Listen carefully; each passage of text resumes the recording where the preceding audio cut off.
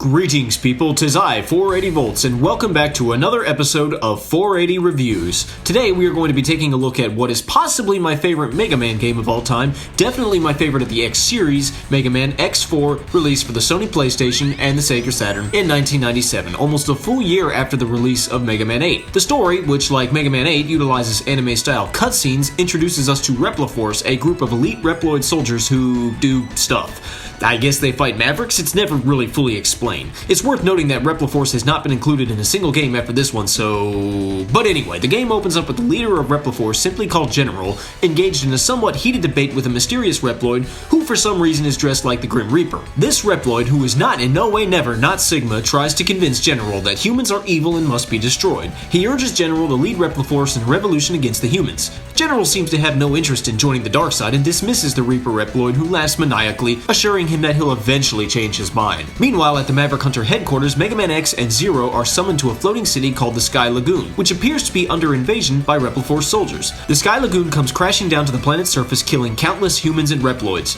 While investigating the cause of this disaster, X encounters a Repliforce soldier named Colonel, who denies any connection to the attack and claims that he's merely here to save his sister Iris. X asks Colonel and his men to disarm, return with him to HQ, and submit themselves for investigation so that their names can be cleared from any suspicion. Colonel, however, refuses on some trumped-up excuse of honor and dignity, and we never put down our guns once we pick them up, blah blah blah. X warns Colonel that if he does all this, all of Repliforce will be branded as Mavericks and treated as such. And that's exactly what happens. And almost immediately after Repliforce is labeled Maverick, General addresses the army and declares that they are this day rebelling against the humans and fighting for their independence, while the mysterious Reaper Reploid watches with glee as everything is going according to plan. Meanwhile, X traverses through 8 different areas, dispatching the Reploids that stand in his way, some of them being members of Repliforce, others simply being random Mavericks. X also occasionally butts heads with Colonel. After all 8 Reploids have been defeated, Repliforce heads to a spaceport and prepares to leave the planet. X sets off to stop them. You know, Repliforce has made it clear that they don't want to live with humans anymore, and going into space seems like a good solution, but oh no, we can't have that! Seriously, why not just leave them be at this point? There's far worse things they could do. It's not like they're trying to expel the humans to space. Whatever. X rushes through the spaceport and has one final battle with Colonel, who has stayed behind to keep X occupied long enough for Repliforce to enter space. After Colonel is defeated, X takes a ship to the Repliforce's spacecraft, simply called the Final Weapon, and faces off against General, who upon being defeated apparently sees the light and realizes he's on the wrong side because video game plot. General informs X that someone else has taken control of the Final Weapon and is going to use it to destroy all life on the planet. X continues on and encounters the mysterious Reaper Reploid, who is revealed to be Sigma in case you were too stupid to figure it out. Sigma informs X that he was pulling all of the strings, starting with the attack on the Sky Lagoon leading up to Repliforce's rebellion. X battles and defeats Sigma, who then tells X that it's too late, the Final Weapon has been engaged and cannot be deactivated. A damaged General then appears and tells X that he will use his own body to stop the Final Weapon. X escapes as the Final Weapon is destroyed. On his way back to Earth, he confides in Zero, whom we have not seen at all during this storyline, and admits that he fears that one day he will inevitably become a Maverick. Zero quickly tries to dismiss this notion, but X presses him to take care of him should he turn Maverick. After this, the credits roll, followed by a text monologue stating that X, as per usual, is pondering the events that have transpired. On this note, the game ends. Or at least X's story ends. One of the big innovations about this game is the fact that there are 2 separate story arcs to play through, one as X and one as Zero. Playing as Zero pretty much takes us through the same chain of events. The implication is that Zero and X are together during all of this. There are, however, some interesting bits of subplot that are executed in Zero's storyline. First off, Zero's story begins in a dream sequence. Don't question it, I've watched Star Trek The Next Generation, I can get down with a robot or android that dreams, in which Zero emerges from a capsule while the unmistakable silhouette of Dr. Albert Wily calls him by name and urges him to destroy him. Wily calls Zero the finest of his works. He also says that their rivalry is what gives him motivation in life. This is apparently a recurring dream that Zero has been having for quite some time now. All of this suggests that Dr. Wily is in fact the creator of Zero. I feel the need to point out that this has technically yet to be 100% confirmed by Capcom. However, after this game in X5, there really is no room for doubt anymore. So let's just agree right now that Wily is Zero's creator. One can certainly appreciate the irony in X and Zero's friendship, despite their creators being sworn enemies. However, Wily's words in the dream sequence definitely make it clear that Capcom was going for the whole "you are destined to do this thing" thing. Zero would most likely have been created as a means to destroy Mega Man, much like Base. This dream sequence is sort of like, remember your mission. Also, this raises an interesting question that no one has ever asked, much less answered. Who was created first, Zero or X? Now I know what you're thinking. 480, how do you make such awesome videos? 480, who cares who came first? Well, we always assumed that X was the very first installment in what became known as Reploids, that Dr. Light was the godfather of all Reploids, but if Zero came first... Another very interesting plot point happens when Zero encounters Sigma at the end of the game. Sigma reminds Zero of his past. As you may recall, Sigma was created by Dr. Kane for the purpose of defeating Mavericks until he himself went Maverick. Interesting factoid, back in the day, the leader of the Maverick army was none other than Zero himself. Yep, you heard that right, Zero used to be a Maverick until he faced off with Sigma, who narrowly managed to overpower him and capture him. Zero was then taken back to Dr. Kane's lab, where he was experimented on, and I guess they were able to purge the Maverickness out of him. Oh, and it's worth noting that during the flashback sequence, a capsule lights up on Zero's helmet, revealing the unmistakable W logo of Dr. Wily, further evidence that Wily is the creator of Zero. Now, there still remains the question of what caused Zero to go Maverick. I suppose Zero was discovered by Reploids unaffiliated with Dr. Kane. Now, we know that the discovery of X is what led to the production of Reploids in the very first place, so I'm going to assume that Zero was discovered sometime after X. Let's also assume that the Reploids who discovered Zero were the very first instances of Mavericks. This leads me to two possibilities. One, these Reploids turned Maverick on their own accord and caused Zero to do the same. In essence, they infected Zero. Or the other possibility... But enough of that, I'll have more to speculate when we get to X5. As for the rest of the story, Sigma is just as unexciting as he's been in the last few games. Colonel in general aren't really anything special either. Let's take a moment to talk about Double and Iris. When you play as X, you meet a Reploid named Double. He's basically the new guy in HQ and serves as X Navigator or Coordinator. He informs us of what's going on and provides intel for X. He is short and chubby in appearance with a friendly smile. In his only cutscene appearance, he also appears to be somewhat clumsy, and the other Reploids kind of make fun of him in that workplace-style way. However, during this same cutscene, which occurs after X has defeated Colonel and sets out in pursuit of the final weapon, Double receives a message from Sigma essentially telling him to execute Order 66. Double then transforms into a psychotic killer Maverick, slaughters the immediate Reploids, and sets out after X. During the first final weapon stage, X fights and defeats Double, and right before the final boss, Sigma reveals that he had planted Double as a spy. So that's Double, and that's what you get when you play as X. What about Zero? I mentioned that during the Sky Lagoon, Colonel claims to be there to rescue his sister. When you play as Zero, you actually meet Colonel's sister. She is a sweet, gentle, kind-hearted Reploid girl named Iris. From the dialogue that takes place, you can infer that she and Zero already know each other. In fact, they appear to be very special friends. She ends up being Zero's navigator/coordinator, the Double of this story arc, right down to the inevitable boss fight during Final Weapon.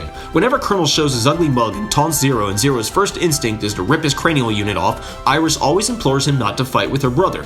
Most of the time, Zero agrees, but during the spaceport stage, Zero is forced to fight and defeat Colonel. After this, a devastated Iris confronts and fights Zero. Right before she goes offline, she tells Zero that she wishes she and him could have just lived happily in a place where there are no humans. Her death leads Zero to question everything he thought he knew. I feel the need to point something out though. Zero was destroyed in X1 but repaired in X2. Vile was destroyed in X1 but repaired before the events of X3. And Sigma is constantly being destroyed and rebuilt. Oh, but not Iris. No, she's really destroyed. We can't repair her. Nope, she's got plot wounds and that's unfixable. I have to say, this script is written poorly. Some of the dialogue that takes place is shoddy at best. Like this bit where Colonel contacts Zero and challenges him to a duel. Zero agrees, rather reluctantly, but in the cutscene that follows, Colonel acts surprised that Zero is attacking him, and Zero acts awfully compulsive and aggressive. I can't even blame the voice actors at this point. Don't worry, I'll say what I think about them later. These lines are just poorly written. I'm not against Mega Man games trying to have a deep and complex story, and the X series definitely has the potential, but this game fails to deliver because the script and dialogue are stretched so thin. The only other thing I find intriguing, besides the questions surrounding Zero's origins, is X's ending, where he considers that he might one day go Maverick. In Zero's ending, the post-credits monologue teases us with the possibility of some inevitable clash between X and Zero. Now, this is nothing new. The previous two X games had been hinting at this, but the implication was always that X and Zero would find themselves on opposite sides, and X would be forced to kill Zero for the greater good. That Zero would perhaps join the dark side, and it'd be all Obi-Wan versus Anakin up in here. But X questioning himself and his ending, plus the Tex and Zero's ending, suddenly put things in a different perspective. All of a sudden, I was like, whoa, what if X is the one that turns to the dark side and Zero has to kill him for the greater good? Sadly, Capcom failed to follow through on this. Oh well. Let's talk about gameplay. Playing as X is for the most part like it is in any other X title. If you've played a Mega Man game before, you should know what to expect. You got your intro stage, you got your 8 Maverick/Repliforce soldiers that you can do in any order you prefer, you got your 8 special weapons that you learn from defeating the 8 Reploids, you got your heart tanks, sub-tanks, and Dr. Light upgrades. It's all here. Actually, there's only 2 sub-tanks this time as opposed to 4, and believe you me, you'll be missing the other 2 during the final boss. else. There's a new item to collect, a weapons ammo tank, which stores spare weapon ammo you collect to be used at a later time. Nice idea, but I've never once used it. Like Mega Man 8, this game makes sure you will rarely run out of weapon ammo. If you lose a life, your ammo is restored. At the beginning of Area 2, your ammo is restored, and most of the time there is a massive ammo refill outside the boss chamber. For controls, X functions as he always has. Wall jumping, X buster charging, dashing, it's all here. Like Mega Man 8, you can switch weapons with the L1 and R1 buttons if you don't feel like pausing the game and going into the weapon select screen. And also like Mega Man 8, you can use the triangle button to fire buster shots normal and charged while you've selected a special weapon. Or at least on the PlayStation version. I'm not sure how the Saturn version handles controls. The Dr. Light upgrades consist of the Air Dash, which is awesome, increased armor, which also stores energy as you take damage for a move called the Nova attack, the hover mechanic, which can save you from some badly timed jumps as well as make the platforming a little easier, the helmet upgrade, which not only allows you to charge up your special weapons, but also gives you unlimited ammo when you fire them normally, and the Buster upgrade, which is split into two and you can only choose one. Option number 1. Spend a long time charging the Buster and be able to fire 3 small charged shots at your disposal. Option number 2. Fire one massive shot, the Plasma Shot. I'm going to tell you now that you want the Plasma Shot. It's about the same as a normally charged Buster Shot in terms of raw power output, but its lingering effect can really put the tears on Mavericks. And of course, the big innovation about this game is being able to play as Zero. This isn't like X3 where Zero was only playable at certain points, and playing as Zero is significantly different than playing as X. Instead of a long-range buster, Zero is equipped with his lightsaber. Beam Saber. This weapon is solely for close-range combat. While X runs and guns toward the Reploid sun, Zero slices and dices the Maverick devices. You would not believe how long it took for me to come up with that. Pressing the square button once causes Zero to slash his sword, but spamming the button lets him execute a 3-move combo. Zero starts off with the classic dash and wall jump abilities that X has. Zero is also just as vulnerable to spikes as X is. Instead of acquiring new weapons when defeating Mavericks, Zero learns new saber moves, usually executed with the triangle button, sometimes requiring input from the D-pad. Most of these special moves can be used as weaknesses against other Mavericks, so it still follows the Mega Man formula, just on a different level. However, the weakness order doesn't really form a full circle, as a few of these moves aren't really weaknesses. For example, your reward for defeating Storm Owl is just a more powerful beam saber. Defeating Jet Stingray gives you the air dash, and defeating Split Mushroom gives you a double jump, although it does come with a somersault slash move that cuts enemies up pretty good. But honestly, in terms of weakness, it really isn't hard to just fight these guys with basic saber combos. Weapon ammo is all but useless with Zero, as most of these moves are melee attacks. The only one that actually uses ammo is Cyber Peacock's weapon, which is basically a shockwave attack, but taking damage also refills the energy, so yeah. As far as collectibles, Zero can grab the 8 heart tanks, the 2 sub-tanks, the weapon tank, but cannot receive Dr. Light upgrades. In fact, the light capsules are completely absent from Zero's storyline. This makes sense, as the light upgrades were created for X and X alone. This is probably why 3 of Zero's special boss moves are mobility upgrades. Long story short, by the time you fully upgraded Zero, he is a freaking beast that slays anything in his way. For the most part, playing as Zero is significantly easier than X, but more fun. Playing as X can get tiresome at times. I always feel I have to be so precise and pixel perfect with X. Gotta make sure you're standing at just the right spot so your shot will hit that enemy. Gotta take time to charge that buster up. Gotta make sure you're using the right weapon. With Zero, I feel much more reckless. I just start running up to Mavericks and slash like nobody's business. That's not to say that playing as X isn't fun at all, and there are a few bosses that are easier to deal with as X, but for the most part, I enjoy Zero's gameplay more. Stage progression is handled just like it was in Mega Man 8, except that all 8 of the main stages are available immediately after the intro stage. Each stage is split into 2 areas, sometimes featuring a mini-boss at the end of Area 1, sometimes not. No passwords, but you can save your progress to a memory card. However, your sub-tanks and weapon tank will be empty upon loading the game, no matter how full they were when you saved. Unlike Mega Man 8, you can save after beating a final area stage and reload from that same point.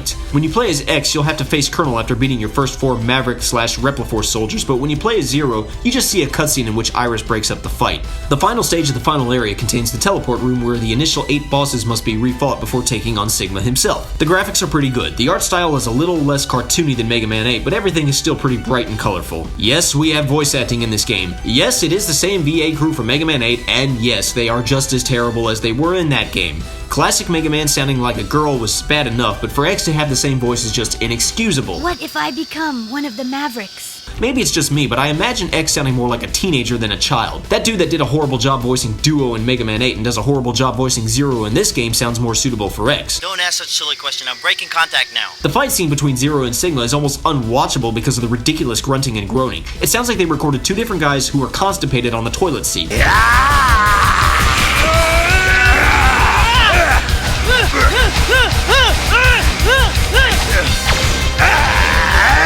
General's independence address to Repliforce sounds anything but exciting. We must battle for our own individual rights and our own survival. Just wondering, are there any British people watching that just want to slap Colonel's voice actor in the face? I too share the General's sentiment.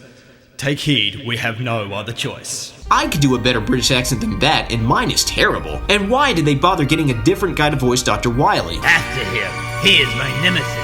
Our rivalry is what gives me motivation in life. We all know that's him, no need to change his voice. I'm not saying that Wily's voice for Mega Man 8 was good, it was horrible, but if you're going to use the same voice for X that you use for classic Mega Man, you might as well be consistent and use the same voice for Dr. Wily. The music was composed by Toshihiko Horiyama. This game has an amazing soundtrack from the opening cutscene all the way up to the end credits. If I have one complaint, it's that it's somewhat lacking in the electric guitars department. Most of the instruments are from synthesizers. Now look, far be it from me to not like synthesizers, but the previous 3 X titles had pretty rockin' soundtracks, and some of these tunes like Jet Stingray and the final boss theme are pretty hard rock in terms of drums, so I think not having electric guitars is kind of odd, but make no mistake, these tunes are still phenomenal. Interestingly enough, most, but not all, of these tracks have a definite ending instead of just looping over and over again, something that I have yet to hear in any other Mega Man game. I also find it odd that Frost Walrus' stage has 2 versions of the same theme, one for Area 1 and the other for Area 2. Nothing wrong with this, both versions are great and suit the icy environment, but I'm just wondering why the rest of the stages didn't get the same treatment. There are 2 different themes that play during the intro stage, one for X and one for Zero. Zero's theme is kind of bland to me. It's not bad by any means, but it's nothing compared to some of these other tracks. X's theme, however, just might be my favorite theme in any Mega Man game, period. As for the 8 main stages, my favorite themes include Magma Dragoon, both versions of Frost Walrus, Jet Stingray, Cyber Peacock, and Slash Beast, which might be my second favorite theme in any Mega Man game. The music that plays during the spaceport is awesome, the final weapon is nice, and Dr. Light's theme is good. I love how the fight with Double and Iris have completely different themes. For Double, the music is fast-paced and filled with urgency and jeopardy with that psychotic, out-of-control maniac feel, like the game is saying, hurry up and kill this psycho! This is very fitting for the whole context surrounding Double. But with Iris, it's quite different. The music, while still driving, is more melodic and haunting. Once again, very fitting as the context surrounding the fight makes it sadder than the fight with Double. Sigma has his own theme that plays during the text dialogues with him. The first 2 phases of the final boss are a remix of that same theme, while Phase 3 is another out-of-control maniac theme that is quite fitting for a final boss fight. X and Zero's ending cutscenes feature soft ambient versions of their respective themes, not to mention their end-of-stage victory jingles are based off of the same. And even the credits music is great, very chill and relaxing. All in all, this game's soundtrack is my favorite in the X series, possibly my favorite in the entire Mega Man franchise, which is saying a lot, and one of my favorite soundtracks on the PS1. Honestly, there's not a whole lot I can say in closing. I love this game. It's my favorite in the X series, quite possibly the entire Mega Man franchise, although not by a huge margin. There are other titles that come pretty close, including the next entry in the X series. Anyway, I hope you enjoyed this review. If so, please remember to like and comment, maybe watch some of my other reviews and check out some of my musical stuff.